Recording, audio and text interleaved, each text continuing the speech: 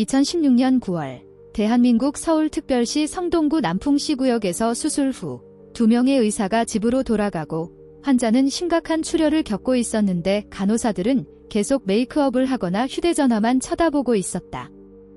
그들은 총 13번이나 피가 묻은 바닥을 닦았다. 많은 사람들이 잘 알고 있는 사실이 있다. 한국의 미의 기준은 매우 높으며 전체 인구 중 성형수술을 받은 비율은 세계에서 가장 높은 편이다. 국제성형외과협회에 따르면 서울의 어느 지하철역에 들어서기만 해도 성형수술 광고를 쉽게 볼 수 있으며 광고는 보통 수술 전후의 여성들의 사진과 함께 당신도 아름다워질 수 있습니다 라는 문구가 적혀 있다. 이것은 여성뿐만 아니라 남성에게도 일반적이다. 한국 헤럴드의 연구에 따르면 44%의 한국 남학생들이 성형수술을 받은 적이 있으며 이번 사건의 피해자도 그중 한 명이다. 이제 2016년 9월 9일 토요일 밤으로 돌아가 보자. 권태훈이라는 남자의 전화가 울린다. 상대방이 권대희 형이신가요? 라고 묻는다. 권태훈이 확인하자 그 사람은 충격적인 소식을 전한다. 그의 동생이 응급실에 있다. 즉시 올 수 있는가? 이 말을 들은 권태훈은 놀라움을 금치 못한다. 그는 동생이 응급실에 가게 된 이유를 전혀 알지 못했다. 바로 그 후 상대방은 동생의 상태가 그렇게 심각하지 않다고 말해 권태훈은 조금 안도했다. 병원에 가는 길에 권태훈은 동생이 술에 취해 누군가와 트러블이 생겼다고 생각하며 이 일로 동생에게 혼낼 생각을 했다. 그러나 병원에 도착해 간호사의 안내를 받아 동생의 병상에 가자 권태훈은 25세의 동생이 호흡을 간신히 하고 있으며 여러 개의 주사관이 연결되어 있는 모습에 놀라움을 금치 못했다. 그때 권태훈은 동생의 상태가 더 이상 그렇게 심각하지 않다는 것이 아니라 매우 위중하다는 것을 알게 되었다. 너무 혼란스러운 권태훈은 즉시 어머니에게 전화를 걸었다. 어머니 이 씨는 아들로부터 갑작스러운 전화를 받고 즉시 충앙대학교 병원으로 달려갔다. 권태훈은 어머니를 3층으로 불렀고 그곳에는 동생이 입원해 있는 중환자실이 있었다. 아들을 만난 이 씨는 막내 아들이 중환자실에 누워있다는 사실에 충격을 받았다. 그 상황은 매우 심각하고 생명의 위험이 있을 수 있었다. 그때 이 씨는 막내 아들이 며칠간 친구 집에 놀러 가겠다고 말한 후 지금은 병상에 의식을 잃고 누워있는 상황을 상상조차 하지 못했다. 바로 그 순간 충앙대학교 병원의 의사가 와서 동생의 상태를 알렸다. 그는 성형수술 중 출혈을 겪었고 상태가 매우 심각하여 생명을 잃을 수도 있다. 이 말을 들은 이 씨는 더 이상 버티지 못하고 그 자리에서 무너졌다. 그녀는 막내 아들이 가족에게 말하지 않고 몰래 성형수술을 받으러 갔다는 사실에 충격을 받았고 이제 그가 끔찍한 사고를 당했다는 소식에 놀라움을 금치 못했다. 권태훈의 친구도 병원에 도착하여 권태훈이 따뜻하고 겸손한 성격의 소유자라고 전했지만 높은 성적에도 불구하고 그는 항상 턱과 얼굴에 대한 열등감 때문에 삶이 완전하지 않게 느껴졌다. 사실 동생이 전한 바에 따르면 고등학교 시절부터 그는 친구들에게 괴롭힘을 당하고 얼굴의 결점을 조롱당하곤 했다. 그래서 사진을 찍을 때마다 권대희는 턱을 가릴 수 있는 각도를 선택하려고 하거나 얼굴의 각진 부분을 없애기 위해 수정 앱을 사용했다. 25세가 되어 군 복무를 마치고 취업 준비를 하던 때에도 그는 얼굴의 결점에 대한 열등감이 계속 그를 따라다녔다. 그래서 이번에는 권대희가 스스로 결정을 내리고 턱 교정을 위해 성형수술을 찾았던 것 같다. 하지만 권대희 친한 친구는 그를 만류했다. 친구는 권대희 얼굴에 아무 문제가 없다고 말했지만 권대희는 여전히 수술을 고집했다. 수술비는 600만 원이 넘었다. 권대희는 매일 한 끼만 먹으면서 그 돈을 모으기 위해 여러 가지 일을 했다. 재정 준비가 끝난 후 그는 필요한 정보를 조사하고 결국 14년간 성형사고가 없었다는 매력적인 슬로건을 가진 성형외과를 선택했다. 이 병원은 서울특별시 성동구 남풍시 구역에 위치해 있었다. 수술실에 들어가기 전 권대희는 즐겁게 사진을 찍어 친한 친구에게 보냈지만 몇 시간 후 그가 기대했던 수술이 결과 없이 그를 생사의 문턱으로 몰아넣을 줄은 몰랐다.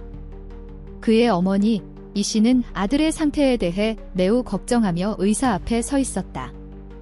충앙대학교 병원은 그녀에게 만약 운이 좋으면 권대희는 식물인간이 될 것이고 최악의 경우에는 일주일 이내에 사망할 수 있다고 말했다. 의사는 생존 확률이 매우 낮다고 밝혔다. 이 씨가 잊지 못할 한마디는 자드님의 장기를 기증하여 다른 환자들을 도와주는 것을 고려할 수 있습니다. 라는 것이었다. 권대희 수술을 진행한 성형외과 의사들은 이 씨와 권태훈이 병원에 들어왔을 때까지 나타나지 않았다. 2016년 9월 10일 오전 9시가 되어서야 권대희 수술을 집도한 성형외과 소장 장 씨가 모습을 드러냈다. 그러나 그는 권대희 상태를 걱정하기 위해 온 것이 아니라 자신의 진료소에서 권대희가 위험하지 않았다고 변명하기 위해 왔다. 그는 권대희 과다 출혈이 턱뼈가 평균보다 크기 때문에 발생했으며 그 부위의 출혈이 권대희에게 해를 끼칠 정도로 심각한 문제가 아니라고 주장했다. 장 씨는 심지어 수술 당시 CCTV 영상을 제공하겠다고 제안하기도 했다. 한편 충앙대학교 병원 측에서는 권대희가 병원에 도착했을 때 심각한 출혈 상태였다는 정보를 제공하며 성형외과에 문제가 있음을 시사했다. 권대희는 응급 상황에서 즉각적인 수혈이 필요했으나 병원에 환자를 인계하고 검사했을 때 권대희에게 수혈이 이루어지지 않았음을 확인했다. 병원에서의 정보는 신속하게 경찰에 전달되었다. 조사관들이 장 의사를 신문할 때 그는 우리는 혈액은행에 혈액을 요청했으나 병원 응급팀이 먼저 도착했기 때문에 수혈을 할 수 없었다고 말했다. 그러나 성형외과 의사의 진술은 또다시 사실과 일치하지 않았다. 응급차가 도착하기 4분 전 수혈을 위한 혈액이 이미 클리닉으로 이송되었기 때문에 이곳의 의사는 수혈을 진행할 수 있는 상황이었음에도 불구하고 시행하지 않은 것이다. 사건 발생 18일 후 권대희 26번째 생일에도 그는 여전히 생명을 유지하려고 애쓰고 있었다. 그의 어머니와 형은 여러 번 의사들이 권대희 회복 가능성이 매우 낮다고 말했음에도 결코 포기하지 않았다. 새해를 맞이한 그날 권대희는 ICU에서 움직이지 않고 누워 있었고 그의 어머니와 형이 애통한 마음과 눈물 속에서 생일을 기념했다. 장 원장은 2016년 10월 24일 다시 한번 권대희를 찾아와 자신의 진료소에 잘못이 없다고 주장했다. 이에 그치지 않고 이번에는 중앙대병원을 비난하며 권대희 어머니에게 이 병원을 고소하라고 조언하기도 했다. 당시 이 씨는 자식이 어떻게 살고 죽느냐에만 관심을 갖고 그런 무의미한 말을 들어야 했기 때문에 몹시 화가 나서 장 씨에게 가족의 상황을 더 악화시키지 말라고 당부했다. 2016년 10월 25일 미용실 원장의 방문이 있은 지 하루 만에 권대희 심장은 아무런 기적도 없이 멈췄다. 권대희 이야기는 언론을 통해 빠르게 알려지며 국내 미용 이슈에 대한 우려를 불러일으켰다. 온갖 참사가 극에 달했음에도 불구하고 성형외과 측은 14년 동안 단 한 건의 사고도 없었다며 노골적으로 운영을 이어갔다. 게다가 모든 수술을 병원 원장이 직접 집도했다고 허위 광고를 했는데 이는 권대희가 겪어야 했던 것과는 정반대였다. 그런 현실에 이 씨는 가만히 있을 수가 없었다. 그녀는 자신의 아이를 영원히 잃게 만든 성형외과 의료진을 상대로 소송을 제기하기로 결정했다. 여기서부터 그녀는 아들이 생사의 기로에 놓인 11시간 동안 어떤 일을 겪었는지 알게 되어 정말 놀랐다.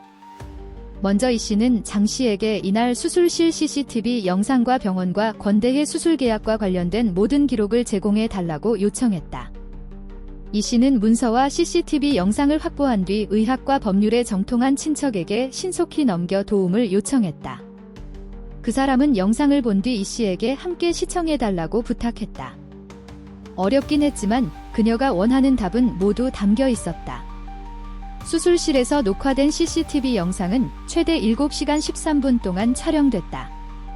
이 씨는 하나도 놓치지 않고 주의 깊게 지켜봤다. 그녀는 소위 의사라는 사람의 헌신적인 도움도 없이 아들의 생명이 점차 다른 사람들에 의해 빼앗기는 모든 고통을 견뎌냈다. 심지어 500번 이상 반복해서 시청했고 그 내용을 CCTV에 녹화해 미용실의 범죄를 고발하기도 했다. 수술은 마취과 의사 이모 씨와 주치의 장모 씨가 수술실에 들어오면서 시작됐다. 장 씨는 마취 30분 뒤 권대희에게 턱교정 수술을 진행했다. 그런데 이 순간 갑자기 피가 너무 많이 흘러나와 수술실 바닥으로 흘러들어갔다. 이어 간호사는 침착하게 대걸레를 사용해 환자의 혈액을 닦아냈는데 총 13번의 물티슈가 사용되었다. 대걸레로는 더 이상 바닥의 피를 다 닦아낼 수 없을 정도로 계속 닦고 또 닦아 환자가 흘린 피의 양이 매우 컸음을 알 수 있다. 1시간 뒤 권대희 씨는 아직 상처를 꿰매지 않은 채 누워 있었고 장 씨는 돌연 수술실을 떠났다. 권대희 출혈을 멈추기 위해 또 다른 의사가 들어왔다. 이 씨는 그 의사의 난폭한 행동을 통해 이것이 당시 한국인들을 화나게 하고 있던 유령 의사의 유형임을 깨달았다. 유명외과 의사들은 주령 의사라는 표현을 설명하면서 종종 K-팝 스타나 유명 연예인의 명성을 빌려 병원을 광고하는 경우가 많다. 그러나 바쁜 시기에는 소수의 의사가 많은 환자를 감당할 수 없으며 특히 새로운 고객에게 조언을 하기 위해 의사가 참석해야 하는 경우에는 더욱 그렇다. 그때 유령 의사가 나타났다. 유령 의사는 고객이 믿고 목숨을 걸고 있는 유명 의사를 다른 의사가 불법적으로 대체해 병원이 수익을 극대화하는 방식이다. 하지만 결국 피해자는 권대희가 되었다. 유령 의사가 지혈을 계속하는 가운데 두 번째 CCTV 화면에서는 장 박사가 또 다른 성형수술을 하기 위해 근처 수술실로 향하고 있었다. 이는 의사가 두 환자의 허가와 건강 보장 없이 동시에 두 번의 수술을 수행할 수 없다는 의료 규정에 완전히 위배된다. 경찰은 조사 결과 장 씨가 권대희를 수술하는 동시에 다른 두 명에게도 수술을 했다는 점을 확인했으며 실제로는 더욱 법을 어긴 것으로 드러났다. 이는 동시에 수술 환자가 3명이었다는 뜻이다. 붕대를 감은 뒤 대령과 마취과 의사 이 씨는 떠나고 권대희는 간호사에게 맡겼다. CCTV를 보면 당시 권대희 상태는 그다지 긍정적이지 않았음을 알 수 있다. 턱에 상처를 붕대로 감은 후에도 계속 피가 흘러 의료용 붕대가 붉게 변할 정도였다.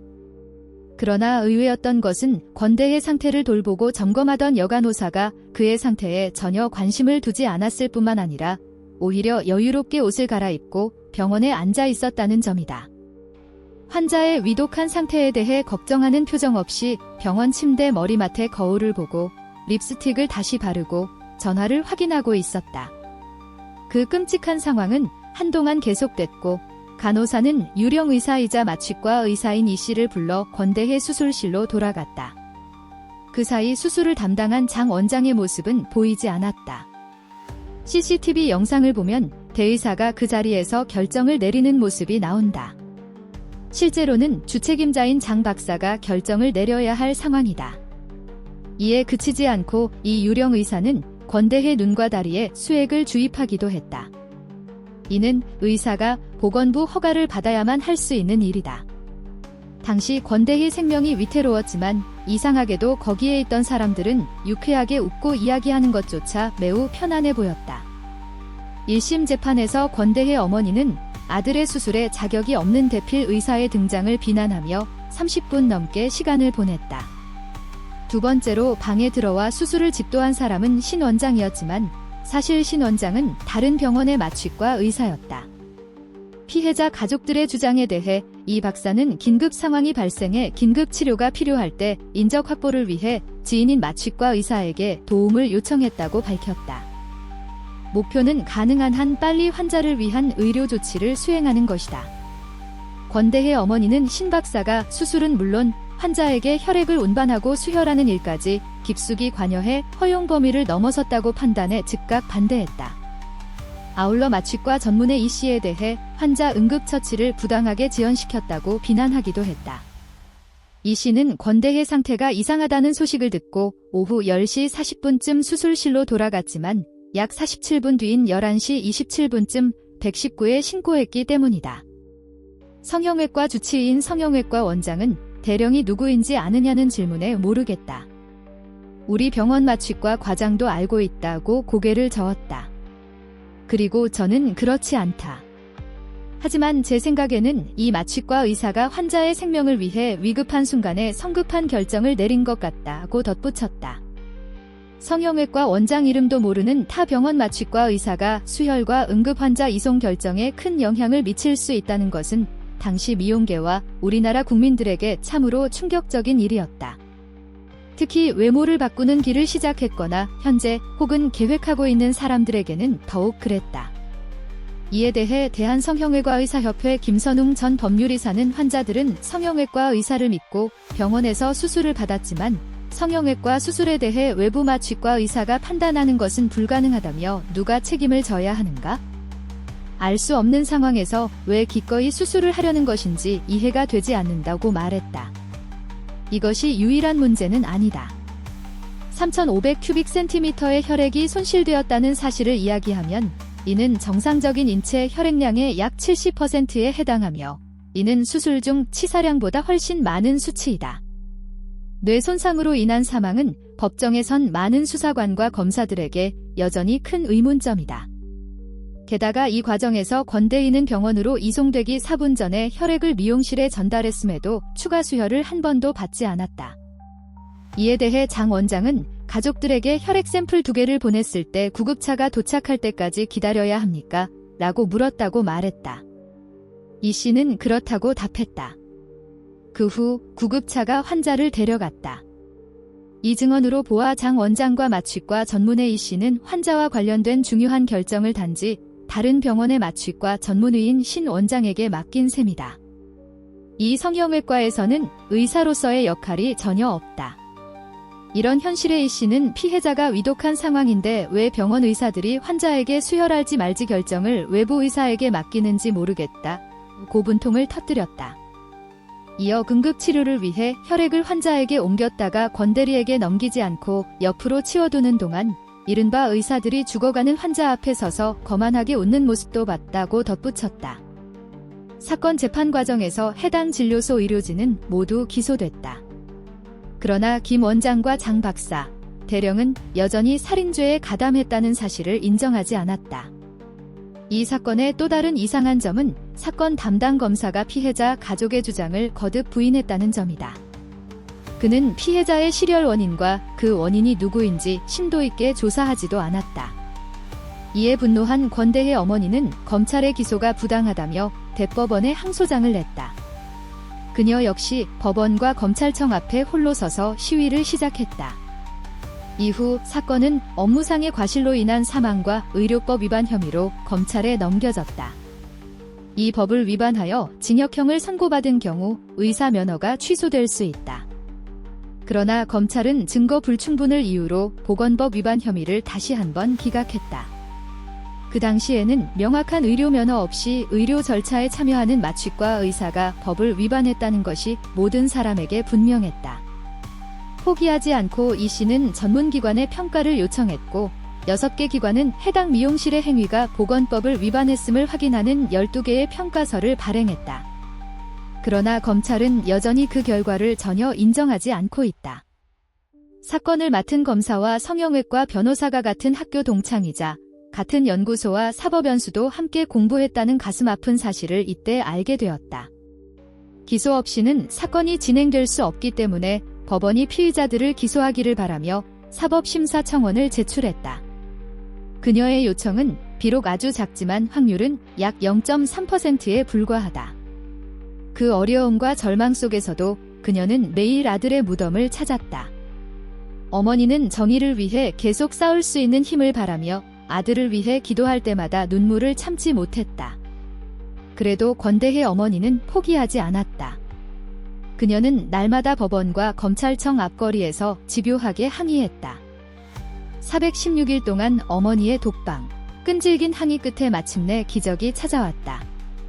2019년 5월 법원은 어머니의 요청에 따라 피의자들에 대해 기소를 명령했다. 재판 과정에서 법원은 의료법 위반, 병원 의료진에 대한 과실치사 혐의로 기소를 받아들였다. 재판부는 산모의 고통과 노력을 인정했지만 병원장에게만 징역형을 선고하고 다른 의사에게는 벌금을 선고했다. 권대희 어머니는 이를 받아들이지 않아 계속 항소했다. 2020년 항소법원은 1심보다 무거운 형량을 선고했지만 이번에는 의료진이 사실을 인정했음에도 불구하고 과실을 인정하지 않고 피해자 가족을 향해 반소에 나섰다. 또한 권대희의 가족은 권대희가 아직 살아있고 65세까지 일할 것이라는 가정하에 보상금을 받았다. 2023년 1월이 되어서야 대법원은 판사가 피고인의 유죄를 확정하는 최종 판결을 내렸다. 이에 재판부는 장 씨에게 혐의를 모두 유죄로 결론짓고 징역 3년과 벌금 1,000만 원을 선고했다. 신 씨는 1심에서 벌금 1,000만 원을 선고받았고 형도 선고됐다. 2심에서 징역 10개월, 집행유예 2년, 벌금 1,000만 원을 선고했다. 간호조 무사 전 씨의 선고는 1심과 2심 모두 연기됐다. 이 씨 어머니는 결과를 받아들였지만 피고인들은 이에 항소했다. 대법원은 2심 판결에 오류가 없다며 정당하다고 판단했다. 이에 이 씨는 대법원 판결 이후 기자회견을 열고 형량이 만족스럽지 않아 매우 아쉽지만 법원의 판결을 존중한다고 말했다. 정의를 위한 어머니의 7년간의 투쟁은 끝났지만 그녀의 사명은 아직 완성되지 않았다. 특히 어머니는 권대의 소지품을 정리하던 중 아들이 살아있을 때 쓴 20가지 소원이 적힌 종이를 발견했다. 여기에는 너의 이름으로 세상에 흔적을 남겨라라는 문구가 적혀 있었다. 이 씨는 죽은 아들을 대신해 이 일을 하기로 결심하고 의료사고 피해자 지원단체의 대표가 되었으며 수술실 감시 카메라 설치를 의무화하자고 주장했다. 그녀의 끊임없는 노력은 마침내 2023년 9월 25일 한국의 수술실에 감시 카메라 설치를 의무화하는 법이 제정되면서 결실을 맺었습니다. 위대한 어머니는 마침내 아들을 위해 인생에 자신의 이름을 남겼습니다. 사건이 발생한 병원의 경우 다른 이름으로 운영될 가능성이 높습니다. 성형외과에서는 문제 발생 후 이름만 바꾸고 마치 사건이 없었던 것처럼 영업을 하는 경우가 많기 때문입니다. 즉, 어떤 미용시설에 들어가고 싶다면 신중하게 조사하고 서둘러 계란을 악에게 넘겨주지 마십시오. 수술실은 폐쇄된 환경이라 내부에서 무슨 일이 일어나는지 공개하기 어렵습니다. 이제는 성형외과에 가서 무면허 의사의 손에 수술을 받는 일도 가능합니다. 모니터링과 관리 과정의 미비로 인해 불법 성형수술 문제가 여전히 국내는 물론 세계 곳곳에서 발생하고 있습니다. 그러므로 성형수술이 필요한 분들은 돈을 잃지 않으려면 정말 평판이 좋은 병원만 고려하고 선택해야 합니다.